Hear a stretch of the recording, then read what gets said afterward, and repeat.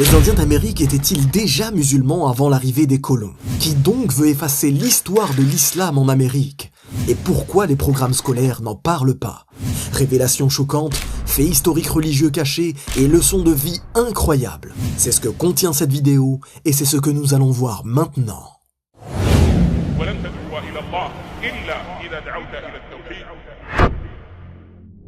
Celui qui n'a pas de passé n'a pas de présent ni de futur. Tout le monde le sait, les populations autochtones des actuels États-Unis sont les Indiens d'Amérique.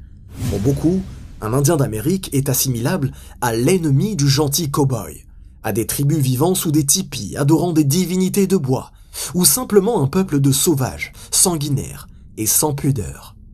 Très clairement, les vraies populations autochtones d'Amérique ont subi un génocide horrible et sans précédent.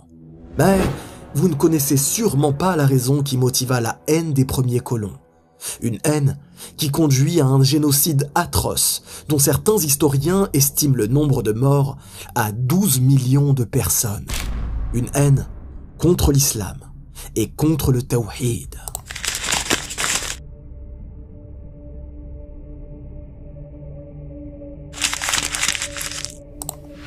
Disons-le clairement, l'ensemble de l'histoire de cette civilisation a été réécrite par les colons, réécrite par les gagnants. Ce que l'on sait, c'est que les Indiens d'Amérique vivaient de façon civilisée il y a déjà plus de 4000 ans. Des traces de cérémonies religieuses, des traces de temples, des inscriptions, des méthodes de calcul ont été retrouvées, faisant de cette population une population non sauvage, sédentaire et civilisée. Il n'y a absolument aucun doute sur le fait que des prophètes ont été envoyés pour appeler au tawhid dans cette région il y a bien longtemps. Dans toute région du monde, quand un peuple s'égare, un prophète lui est envoyé pour lui permettre de retrouver la croyance purifiée du tawhid, l'unicité. Allah nous informe dans la sourate Ibrahim au verset 4 « Et nous n'avons envoyé de messagers qu'avec la langue de son peuple, afin de les éclairer. Allah égare qui il veut et guide qui il veut, et c'est lui le Tout-Puissant, le Sage. » Et dans la sourate Al-Isra au verset 15, « Et nous n'avons jamais puni un peuple avant de lui avoir envoyé un messager. » Ainsi, ce peuple, comme tous les autres peuples du monde, oscillait entre tawhid et shirk, en attendant l'arrivée du prophète de l'humanité, Muhammad, sallallahu alayhi wa sallam.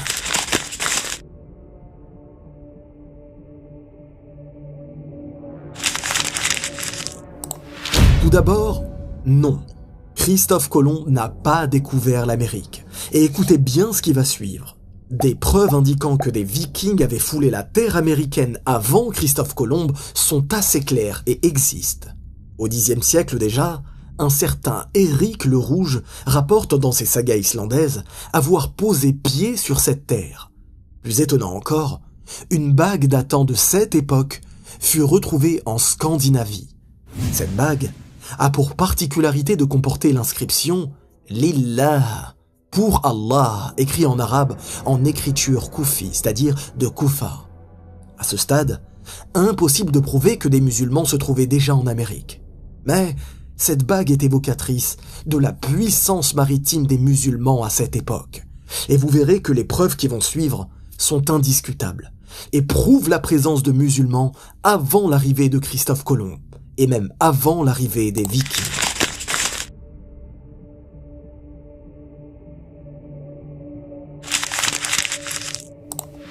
Il est tout d'abord important de souligner que, de façon indiscutable, le roi du Mali, Aboubakr II Mansa, a mené une expédition vers les Amériques en provenance du Mali 200 ans avant Christophe Colomb.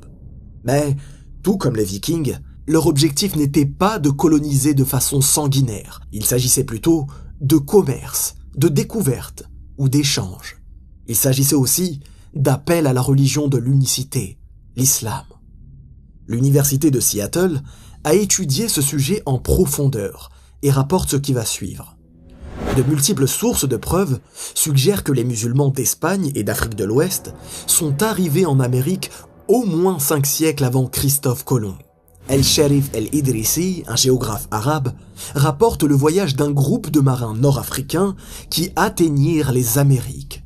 Un groupe de marins a navigué dans la mer des ténèbres et du brouillard, l'océan Atlantique, depuis Lisbonne, afin de découvrir ce qu'elle contenait et dans quelle mesure elle était limitée. Ils étaient un groupe de 8. Ils ont pris un bateau chargé de fournitures pour durer des mois. Ils naviguèrent pendant 11 jours, jusqu'à atteindre des eaux turbulentes avec de grosses vagues et peu de lumière. Pensant qu'ils allaient périr, ils tournèrent leur bateau vers le sud et voyagèrent pendant 20 jours. Ils atteignirent finalement une île peuplée de gens et cultures, mais ils ont été capturés et enchaînés pendant 3 jours. Le 4e jour, un traducteur est venu parlant la langue arabe. Il traduisit pour le roi et les interrogea sur leur mission. Ils l'ont renseigné sur eux-mêmes, puis ont été renvoyés dans leurs cellules.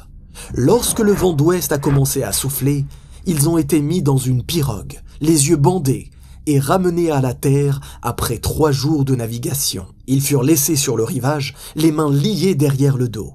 Le lendemain, une autre tribu apparut pour les libérer et les informer qu'il y avait entre eux et les terres un voyage de 2 mois.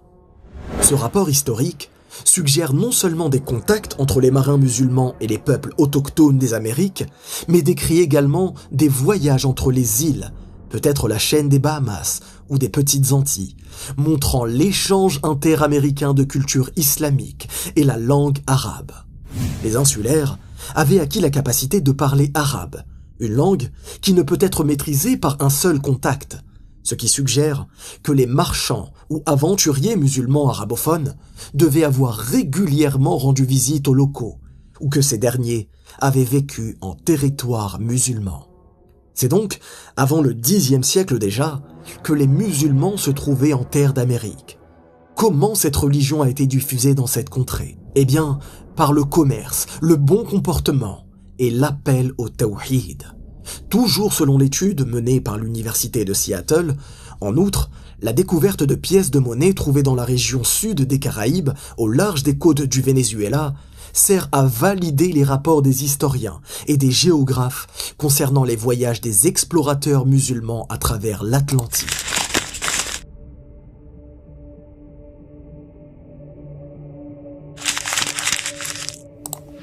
Le 12 octobre 1492, Christophe Colomb débarqua sur la petite île de Guanahani, aux Bahamas.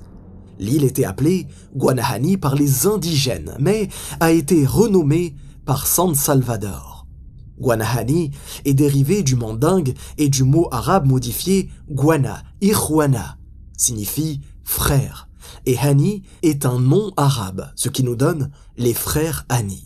Alan Mikhail, professeur de l'histoire de la famille à l'université Yale, rapporte un certain Hernán Cortés a affirmé voir plus de 400 mosquées dans le territoire aujourd'hui appelé le Mexique. Les Amérindiens revendiquent clairement avoir bénéficié de leur religion par un peuple venant de l'Est, qui serait soit les Morabitoun, soit l'Empire du Mali. Plusieurs villes portent d'ailleurs des noms arabes ou musulmans, et ce, depuis les Amérindiens. Kofa en Arizona, Yuma en Arizona, Mecca en Californie, ou Taos, dont les vestiges des anciennes villes existant encore aujourd'hui ressemblent à s'y méprendre au village marocain datant de plusieurs centaines d'années.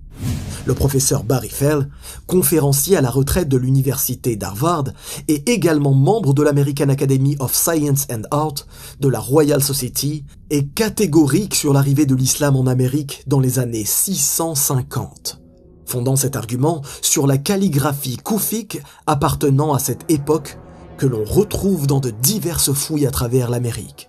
Si les paroles du professeur Fell ont une valeur de vérité, alors les musulmans étaient arrivés en Amérique à l'époque de Uthman, ou du moins de celle de Ali, le 4e calife. Le professeur Fell utilise à nouveau les résultats de diverses fouilles archéologiques, entreprises dans de nombreuses régions des États du Colorado, du Nouveau-Mexique et de l'Indiana, pour affirmer la construction d'écoles musulmanes au cours de la période 700 ou 800 de notre ère.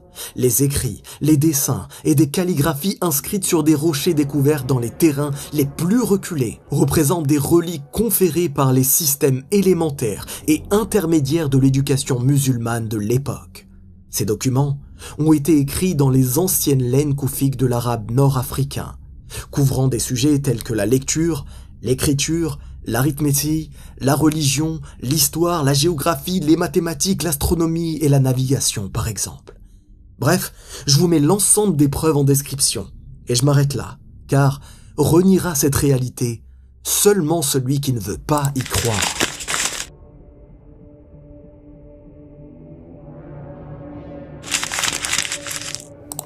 « 150 ans avant Christophe Colomb, un franciscain a fait le voyage du Maroc vers les Caraïbes, et il a écrit un livre à ce sujet, des rencontres qu'il y avait fait, un livre nommé « Le livre de la découverte ».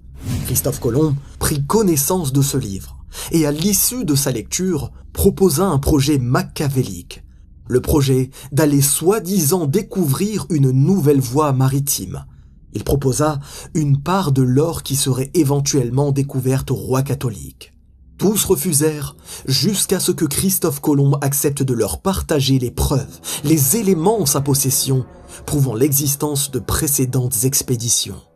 Le contexte historique de l'époque, la Reconquista, l'Inquisition, la haine contre les musulmans, fit que les rois catholiques refusèrent de communiquer sur le fait que les musulmans avaient déjà foulé la terre américaine et partagé leurs croyances auprès des populations locales. Ainsi a débuté la falsification de l'histoire des Amérindiens, les Indiens d'Amérique. Encore une fois, Allen Michael, professeur de l'histoire de la famille à l'université de Yale, rapporte lui-même que Christophe Colomb est né dans un état d'esprit anti-islamique de croisade.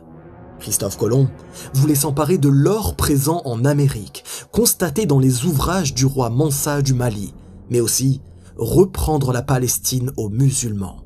Tel était son objectif, un objectif clairement anti-islam et politique. Voici donc la vérité absolue que tout historien reconnaît. Et malgré tout, en 2024, il est encore courant d'observer dans de nombreux pays l'enseignement de la croyance selon laquelle Christophe Colomb a découvert l'Amérique. Mais vous allez comprendre dans un instant la raison réelle de maintenir cette croyance dans l'éducation des plus jeunes.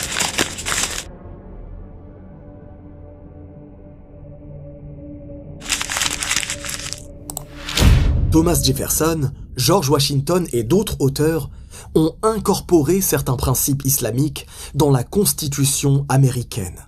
L'idée de liberté religieuse, de shura, prise de décision par consensus, ainsi que d'autres droits légaux, ont été formulés dans la charte de Médine par le prophète Mohammed sallallahu alayhi wa sallam. À l'époque de la Révolution américaine, de nombreux penseurs européens incorporaient les principes de la charte de Médine dans leurs écrits. En vertu du pacte conclu entre Mohammed et les habitants de Médine, les non-musulmans étaient traités avec respect et compréhension. Ils étaient protégés et autorisés à vivre conformément à leurs propres lois et coutumes.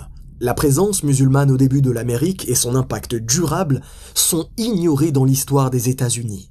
Le rôle des musulmans dans la découverte de l'Amérique est rarement exploré.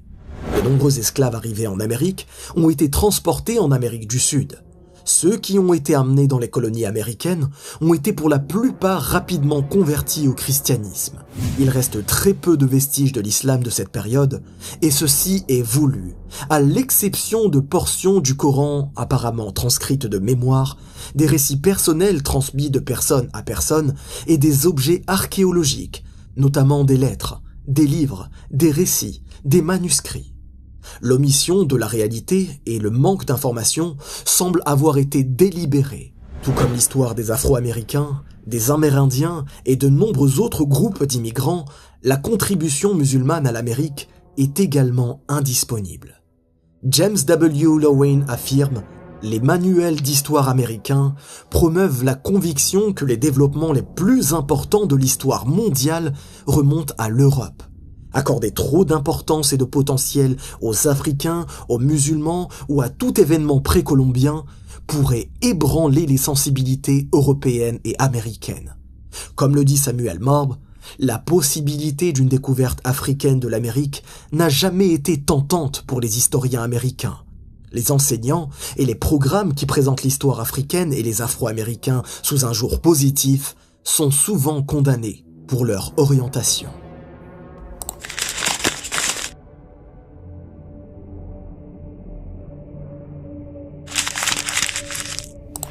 Vous savez maintenant qu'il est important pour chacun d'entre nous d'être curieux sur le monde qui nous entoure, qu'il est important de rechercher la science religieuse, et particulièrement celle du tawhid, qui nous permet de prédisposer notre cœur à la compréhension de ce bas monde, à la compréhension de ce qui est en réalité évident. Si cette vidéo vous a plu, n'hésitez pas à liker, à vous abonner et à la partager en me disant en commentaire quel prochain pays souhaiteriez-vous voir abordé dans cette série. Si apprendre à parler arabe t'intéresse, simplement en regardant une série vidéo et sans savoir lire et écrire, j'ai créé une formation spécialement pour cela avec des résultats incroyables. Pour plus d'infos, clique sur le lien en description. Je te dis à très bientôt, Inch'Allah. Wallahu a'lam. Barakallahu fikum. Wassalamu alaykum wa rahmatullah. Si tu as aimé cette vidéo, tu aimeras très certainement celle-ci qui aborde le sujet de l'islam au Sénégal.